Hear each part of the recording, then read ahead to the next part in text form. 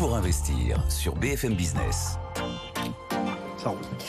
Tout pour investir dans votre retraite. C'est l'objet des prochaines minutes avec nos deux experts. Romain Joudla est parmi nous. Bonjour Romain. Bonjour. Vous êtes fondateur de Green Peak en duo avec Bastien Baron. Bonjour Bastien. Bonjour Lorraine. Vous êtes notre conseiller en gestion de fortune aujourd'hui, juste à gestion privée. On parle de retraite avec pédagogie. On s'adresse à tous nos auditeurs et auditrices, quel que soit votre âge. On va réfléchir à votre méthodologie, notamment savoir si vous épargnez assez pour votre retraite et les conseils que vous pouvez donner autour de vous. D'abord, je voudrais un petit point ambiance. Quelle est la place de la retraite dans vos discussions respectives avec vos clients, avec votre écosystème? Est-ce que le manque de visibilité, politique met la retraite au centre des discussions, Bastien? Pas forcément au centre, mais en tout cas c'est toujours quelque chose qui est très surveillé, notamment pour ceux qui sont encore salariés. On accompagne un certain nombre de chefs d'entreprise qui, eux, finalement, ça n'a pas changé énormément de choses de leur côté. Ils sont plutôt en train de se dire, bon, peut-être que je vais vendre, il va falloir que j'attende un peu plus pour céder, parce que j'aurai besoin d'un capital un peu plus important, etc. Donc c'est pas forcément au centre, mais en tout cas c'est toujours des préoccupations et c'est plus l'instabilité en fait générale, ambiante qui est problématique. Romain, chez vous? Moi, je pense que chez la plupart des Français, le sujet de la retraite est extrêmement important et la visibilité sur le combien on va gagner, c'est un des principaux sujets parce que c'est là-dessus qu'on va aussi bâtir une planification financière. Et c'est vrai qu'en gestion de patrimoine et en gestion de fortune, ce qui est notre activité, la retraite est une des variables clés de cette planification, mais n'est pas la seule. Pas la seule, néanmoins une des, on va dire ça comme ça. On va faire un petit peu de pédagogie avec vous et réfléchir au concept de planification financière, peut-être très factuellement pour, j'ai envie de dire ceux qui ne sont pas à la retraite, qui nous écoutent. Est-ce que vous pouvez nous résumer, messieurs, les outils qui sont à disposition, qu'il faut maîtriser, de la même manière qu'on utilise une banque en ligne, des outils de budgeting, comment on prépare sa retraite et quels sont les outils, la boîte à outils basique qu'il faut maîtriser? Je ne sais pas, Romain ou Bastien. Bastien peut-être. Ouais. Je pense que l'idée c'était un petit peu ça, c'est avoir une méthodologie. Donc la méthodologie, comment ça fonctionne de manière assez factuelle, c'est déjà être capable de faire un audit de sa situation actuelle et de sa situation qu'on va avoir demain. Il y a un outil qui existe qui est plutôt intéressant où tout le monde peut avoir accès, c'est l'assurance-retraite.fr sur lequel on va pouvoir avoir un audit de notre situation actuelle. Qui marche, je l'ai essayé. Ouais, tout à fait, ça fonctionne. Il y a 17 millions d'utilisateurs quand même dessus, donc c'est quand même pas neutre. Et en fait, on voit aussi ce qui est intéressant, on parlait tout à l'heure, est-ce que quand on a 30 ans, 40 ans, 50 ans, comment ça peut fonctionner ce qui est assez pertinent, je trouve, dans l'approche qui existe depuis quelques années sur ce site, c'est qu'on peut en fait simuler un petit peu le futur. Et on va pouvoir se dire, si on est pessimiste, bon, je vais peut-être avoir une période de carence pendant un moment donné, mon salaire va peut-être pas forcément évoluer, etc., etc. Et ça va nous permettre de nous dire, en fonction des différentes hypothèses, se dire, voilà, à la retraite, donc, je sais pas, à 64 ans, 65, 66, je vais avoir telle enveloppe, si, on va dire, les variables restent les mêmes, plutôt identiques, mais ça nous donne déjà en fait un ordre d'idée. Ouais. Une fois qu'on a cet ordre d'idée, on peut se dire, j'estime de combien je vais avoir besoin à ma retraite. On a vu que, je sais pas, on allait avoir 100 de retraite. Si on estime qu'on a besoin de 150 en termes de revenus pour maintenir son train de vie, où est-ce que je vais aller trouver ces 50-là? Et une fois qu'on a déjà ça, ça va permettre de mettre en place une stratégie pour essayer de générer ces 50. Et j'avais pris quelques chiffres très rapides pour préparer l'émission. On se dit, si on a imaginé qu'il nous manquait 2 000 € par mois, par exemple, à la retraite, tous les mois, on se dit 2 000 €, ok, ça fait 24 000 € par an. J'estime que je peux essayer d'avoir un rendement de l'ordre peut-être de 4%. Si on est un petit peu optimiste, si les Français prennent un petit peu de risque, 4%, Oula, ça fait beaucoup de postulats. et du coup, 4% fait créer 24 000 € qui représentent 4% de rendement, il faut à peu près 600 000 €. Donc 600 000 €, comment j'arrive à ces 600 000 €? Si j'ai une cinquantaine d'années, peut-être que j'ai déjà un appartement qui a une valeur de 200 000 à 300 000 € que j'ai mis en location, peut-être que j'ai un petit peu d'épargne salariale, etc., etc. Et ça nous donne après, avec tout ça, on peut se dire, il faut encore que j'arrive à épargner 100 000, 200 000 € et que j'arrive à atteindre ce capital à la retraite. Romain Joudla, d'accord avec Bastien Baron sur les outils pour savoir si on épargne assez pour sa retraite? Oui, tout à fait. Alors, je partage tout ce qui a été dit. Je pense que l'élément central, parce que ces chiffres-là peuvent peut-être faire peur à certains épargnants ou au contraire d'autres peut-être les rassurer. Ce qu'il faut avoir en tête, c'est que ce capital, il faut pas attendre le dernier moment pour l'investir et obtenir ses compléments de revenus. On peut justement commencer bien avant et avec des montants qui sont beaucoup plus raisonnables. Je rappelle quelques chiffres ici. Si par exemple vous investissez sur des actifs risqués, vous verrez que c'est assez central dans un système de retraite par capitalisation pour venir gonfler son budget à la retraite. On va investir par exemple sur des actions et les tendances d'investissement de performance long terme sur ce type de classe d'actifs, ça va être aux alentours des 7%. Sur ce type de rentabilité d'actifs risqués, donc c'est pas en arrivant à la retraite qu'il faut investir là-dessus, mais plutôt en amont. Si on investit 10 ans, on peut raisonnablement penser sur, encore une fois, cette performance long terme qui n'est pas garantie, doubler son capital. Donc finalement, sur les 600 000 euros en fait, qui ont été évoqués, si je commence déjà 10 ans avant, c'est peut-être que 300 000. Et si je commence à 25 ans, c'est peut-être que 200 euros par mois. Donc attention, le principal sujet est d'estimer son niveau de retraite et de l'actualiser parce qu'effectivement, plus on se rapproche de la retraite, plus ça va être juste. Et ensuite, de planifier le complément de revenus qui va nous permettre de garder notre niveau de vie pour planifier effectivement une stratégie patrimoniale et d'investissement. Je précise que un des sujets qui crée le plus d'engagement et le plus d'interaction avec les auditeurs sur cette émission, c'est le PER, c'est le plan épargne retraite. À chaque fois qu'on fait un sujet sur le PER, pendant le direct, je reçois des dizaines de questions.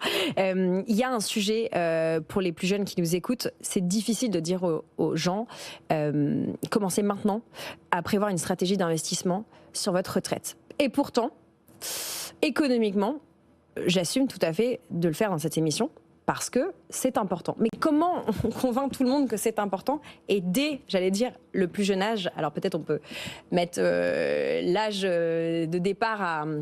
l'âge pour démarrer à préparer cette retraite, peut-être au début de sa vie professionnelle, dans les premières années, c'est de l'hygiène financière.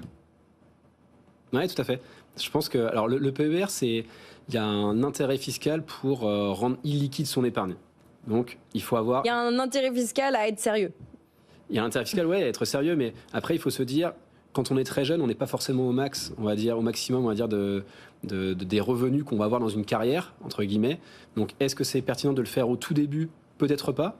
Et c'est là où il y a toujours un match en fait qui fonctionne entre les enveloppes, c'est-à-dire est-ce que c'est le plan épargne retraite ou est-ce que c'est l'assurance vie, est-ce que c'est un compte titre? Franchement, après, le but, je pense que c'est surtout d'épargner et qu'après, derrière, l'enveloppe, en fait, être bien accompagnée va permettre de trouver la bonne enveloppe. Mais je pense que déjà, la démarche, c'est de se dire, oui, il faut que j'épargne en partie. Et l'immobilier aussi est super intéressant quand on est jeune. Pour préparer sa retraite, c'est aussi avoir de l'effet de levier en empruntant et faire de l'immobilier. C'est une bonne idée aussi. Les cryptos, ça peut être une partie aussi pour les plus jeunes de se dire, voilà, j'épargne en partie de manière assez régulière. En gros, tout est assez ouvert. Le plan épargne retraite, nous, on l'utilise beaucoup pour les personnes qui ont des revenus qui sont assez conséquents et qui estiment qu'elles vont avoir une baisse de tranche marginale d'imposition à la retraite. Parce que vous vous occupez d'une clientèle plutôt aisée, donc la dimension fiscale est une motivation. J'entends de ce que vous dites, Bastien, que préparer sa retraite, c'est pas seulement épargner, c'est construire son patrimoine au sens large. Immobilier, oui. Bon, diversification, vous parlez des cryptos, je vous laisse cette responsabilité, Bastien. Romain, cette vision patrimoniale de la préparation de sa retraite, elle est importante? Oui, elle est très importante. Je partage encore une fois ce qui a été dit. Ne vous arrêtez surtout pas sur le PER. Peut-être je fais une petite parenthèse là-dessus. Quand on regarde les sondages IFOP, notamment sur la popularité de ce placement de par ce nom assez bien trouvé chez les jeunes, attention, c'est clairement PER, c'est pas non plus le génie du marketing. Non, mais plan d'épargne retraite. Oui. Donc ça sous-entend que c'est la meilleure enveloppe ou c'est peut-être le Saint Graal pour préparer sa retraite. Oui, c'est marqué pas du dessus, tout. C'est clair. Voilà. Pas du tout. D'ailleurs, privilégiez très largement un PEA ou d'autres enveloppes fiscales, comme il a été dit. En tout cas, réfléchissez à une planification financière plutôt que de vous lancer sur un plan d'épargne retraite qui sera peut-être pas optimisé fiscalement et surtout, attention, qui sera bloqué jusqu'à la retraite. Et c'est là que c'est important. La retraite, c'est un des objectifs, mais peut-être qu'entre-temps, vous voudrez montrer une entreprise, peut-être que vous équilibrez, votre travail et votre vie personnelle, peut-être que vous aurez tout un tas d'autres projets, et ça aussi, c'est important. Donc, je dirais que les principes d'investissement, plutôt que les enveloppes fiscales à avoir en tête pour préparer sa retraite, c'est déjà de le faire le plus tôt possible. On le disait, l'effet temps a un effet significatif sur la valorisation de votre patrimoine à terme. Vous avez 25 ans, vous mettez 500 € par mois pendant 20 ans. À 65 ans, sur des actions, vous pouvez monter sur des valorisations de patrimoine de plus d'1 million d'euros selon des performances long terme de 7%. Attention, encore une fois, c'est pas garanti. On peut faire des scénarios qui sont plus pessimistes, plus optimistes. Ça, c'est notre métier. Mais en tout cas, ça vous donne une idée de la performance long terme. Ensuite, donc les actifs risqués, c'est le plus important. Et c'est d'ailleurs ce qui fait la grosse différence entre les retraites par capitalisation aux États-Unis et aujourd'hui ce qu'on a en France. La différence en termes de rendement, de performance, pardon. En tout cas, de pouvoir d'achat au niveau des retraités, ouais, tout à fait. Je voulais partager ce chiffre qui nous a servi de prétexte pour préparer cette émission avec vous. Le revenu moyen des retraités de 55 à 64 ans aux États-Unis, annuel, c'est 365 000 $. Revenu médian, pardon. Et la tranche d'âge du dessus, 65-74, c'est 410 000 $ par an. C'est quand même c'est élevé. C'est très élevé. C'est les gens qui ont préparé leur retraite et leur placement ont marché pour qu'ils puissent vivre avec ce niveau annuel. Et c'est lié en fait à des différences structurelles de fonctionnement, que ce soit économique, social ou culturel. Alors déjà en termes économiques, il faut bien comprendre que la zone américaine a été la zone où il y a eu le plus de croissance. Si on regarde surtout en comparaison par rapport à la France ces 10-20 dernières années, les niveaux de chômage étaient aussi beaucoup moins importants. Donc forcément, ça joue sur le système de retraite par répartition, parce que oui, attention, les États-Unis ont aussi un système de retraite par répartition qui est quand même l'essentiel de la retraite chez les plus modestes et les classes moyennes. Et puis il y a ce système par capitalisation qui est beaucoup plus ancré. Alors qu'est-ce qu'on entend par système de capitalisation ? En fait, c'est juste épargner. Et cette épargne elle est beaucoup plus ancrée en fait dans la culture américaine via notamment l'épargne qu'on peut réaliser par l'intermédiaire de son entreprise. Mais je dirais même, ce qui est beaucoup plus popularisé, c'est surtout l'investissement en actifs risqués et en actions. C'est ce que j'explique depuis tout à l'heure dans les principes d'investissement pour votre retraite. C'est au-delà des véhicules, des enveloppes fiscales, c'est surtout les actifs risqués qui vont vous permettre de valoriser un patrimoine et donc d'augmenter votre pouvoir d'achat. Oui. Pas sur tout votre patrimoine, mais sur une partie significative. Je finirai peut-être sur quelque chose, parce que ça m'inspire beaucoup ce sujet-là. Quand on regarde le marché français aujourd'hui avec un patrimoine financier moyen aux alentours de 50 000 €, ce qui est peu ou prou en fait le plafond de l'ensemble des livrets cumulés, en fait on arrive très vite à comprendre la différence entre le pouvoir d'achat d'un retraité américain versus le pouvoir d'achat d'un retraité français, qui lui a un système qui est basé principalement sur le système de répartition, puisqu'il place le reste sur des livrets qui sont juste là pour le protéger contre l'inflation. Oui, c'est-à-dire qu'on a après, quand on est retraité français, on a un stock et on vit sur son stock, donc ça implique forcément parcimonie et puis quelque part aussi une logique un peu de contrition, Bastien. En fait, pour revenir sur les États-Unis, ce qui est assez intéressant, c'est que nous, on accompagne certains clients qui ont été expatriés, etc., qui ont travaillé dans des sociétés américaines et qui ont eu ce qu'on appelle un fonds de pension aux États-Unis. Ils ont un fonds de pension personnel, ça s'appelle un 401k. Et en fait, ce qui est super intéressant, c'est que ça permet de voir en fait comment ces 401k sont investis de manière automatique, c'est-à-dire qu'ils sont en gestion entre guillemets pilotée, avec un pourcentage d'actions qui baisse dans le temps. Mais la différence avec ce qui se fait en France, c'est juste assez monstrueux. C'est-à-dire que 2-3 ans avant la retraite, il y a encore 70 à 80% d'actions. C'est-à-dire que c'est pas du tout la même vision en fait qui est faite que celle qu'on va avoir en France, où normalement, vous regardez sur la gestion pilotée qui existe sur un plan épargne retraite français, à 2-3 ans de la retraite, il va vous rester 10-20% d'actions. C'est pas du tout la même chose. Donc les montants sont beaucoup plus élevés. Il y a des abondements qui sont plus élevés également, et du coup, les patrimoines se développent de manière bien plus importante. Mais la vraie différence, c'est la confiance dans les marchés financiers. Oui, tout à fait. Et c'est aussi parce qu'ils n'ont pas forcément le choix. Ils ont besoin, en fait, s'ils veulent développer leur patrimoine, il y a une ambiance, etc. Pour, en gros, le développer, il faut investir, il faut travailler, et il faut être capable de mettre de l'argent de côté. Il y a juste à regarder le taux d'épargne des Français versus les Américains, mais dans le monde en règle générale. En France, on a un taux d'épargne extrêmement élevé. Ce qui m'inspire cette question, on a l'impression qu'en France, une fois qu'on est à la retraite, c'est terminé. Puisqu'on est condamné à avoir notre épingle sur des livrets ou sur des placements qui ne travaillent pas forcément énormément. Comment on change cet état d'esprit, Romain ?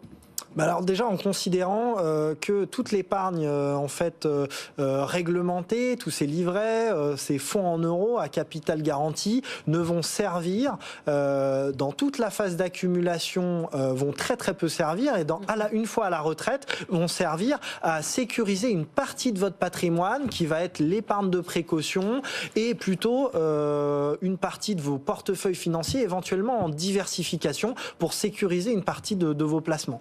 Mais en aucun cas, ça doit représenter tout votre patrimoine. Ouais. Et donc, à la retraite, il y a beaucoup de choses à faire. Si on a effectivement prévu les choses, alors si on a prévu les choses, on a un capital à investir et donc on peut investir dans des stratégies immobilières. Alors attention à la friction fiscale. Donc, il y a le loueur meublé qui permet quand même de faire des choses via des SARL de famille ou en direct. On peut aussi le faire par l'intermédiaire de holding. Friction fiscale. Non, mais qui est assez significative. Hein. La TMI plus les prélèvements sociaux. Plus qu'une friction, hein, c'est plus de 50% pour la plupart des gens. Vous avez aussi la possibilité, je dirais, de le faire dans des sociétés à l'IS. Et puis, vous avez tout un tas d'autres stratégies ou même des enveloppes fiscales qui vous permettent de générer de la rente. Ne serait-ce que l'assurance vie. Vous avez des abattements de 9 200 € par an. Le PEA, vous avez une friction fiscale qui est très faible puisque vous payez que les prélèvements sociaux de 17,2% après 5 ans. Donc, les outils existent. Outils qui existent, et donc cette conclusion, pour tous ceux et celles qui nous écoutent qui sont déjà à la retraite, ou qui la préparent activement, ne pas négliger, là encore, une part de liquidité. Ouais, totalement. Pour pouvoir jouer. Jouer, c'est pas le bon mot. Attention, pour pouvoir investir intelligemment, prendre du risque, même mesurer. Surtout mesurer. Mais en fait, déjà, si on reprend pour prendre du risque, ça veut dire quoi ? Enfin, comment on essaye de rechercher un rendement et de s'enrichir ? Il y a deux choses. Il y a d'une part ce qu'on appelle la prime de risque. En gros, c'est la prime de volatilité. Et l'autre chose, c'est la prime d'illiquidité. Donc, quand on a un patrimoine, on parlait tout à l'heure de stratégie lorsqu'on est actif pour arriver jusqu'à la retraite. On est tout à fait d'accord avec ce qui a été dit. C'est qu'en fait, quand on arrive à la retraite, la stratégie, elle n'est pas terminée en réalité. C'est-à-dire qu'on n'a pas besoin d'avoir tout son argent liquide sur son compte courant pour piocher progressivement pendant 20 ou 30 ans. C'est-à-dire que la stratégie, ça doit toujours être la même. Il doit y avoir une partie liquide qui va permettre de piocher progressivement pour maintenir ses revenus, peut-être pour les 3-4 prochaines années. Et si on a déjà 4-5 ans devant soi, le reste, en fait, on peut se permettre d'aller rechercher soit du risque avec la volatilité, parce qu'on a du temps, soit aussi la prime d'illiquidité pour aller rechercher un rendement encore supérieur et combler en partie ce qu'on pioche au quotidien pour maintenir son train de vie. Donc la stratégie, elle s'adapte progressivement. On n'a pas besoin d'avoir tout son patrimoine liquide et sans risque. Lorsqu'on arrive, à 64 ans à la retraite, on ne vend pas tout ce qu'on a et on le laisse sur son compte courant ou sur son livret. Non.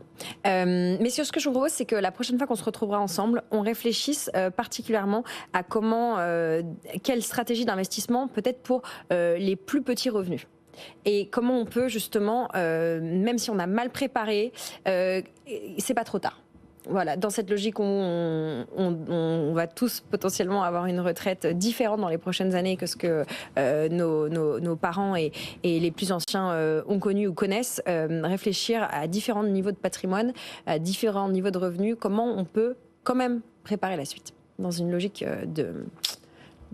constructive. Ça vous va ? Avec plaisir. Romain Joudela, fondateur de Green Peak, et Bastien Baron, notre CGF du jour, Justae Gestion Privée. Vous avez des questions sur la retraite, vous voyez, on essaye d'apporter des réponses, une méthodologie, une réflexion évidemment sociale, mais aussi économique sur comment préparer l'avenir et quelles sont les méthodologies d'investissement universelles dans la préparation de la retraite, mais plus largement dans la gestion de son épargne et de ses investissements.